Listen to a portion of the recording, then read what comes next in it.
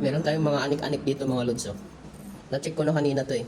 O yung mga nagtatanong kung paano i-check ang silver, ito na mga lods. Oh. So ang silver, maraming klase ng pag-check niyan, pero ito, acid testing to sa silver. So una nyong gagawin, siyempre check nyo kung merong markings. So ito meron tong markings 925.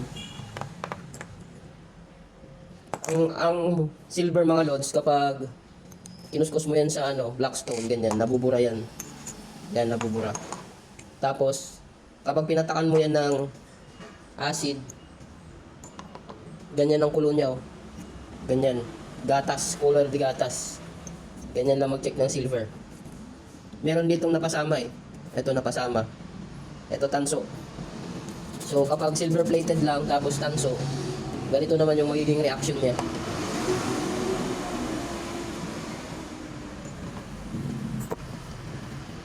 Yan o, kumukulo siya ng green. Yan, tanso lang yan, nakasama dyan. O. Ganyan siya. Kapag silver, hindi siya kumukulo ng ganyang green. Yan. Ganyan ang kulo niya. Yan, gatas. Kapag stainless naman, walang reaction.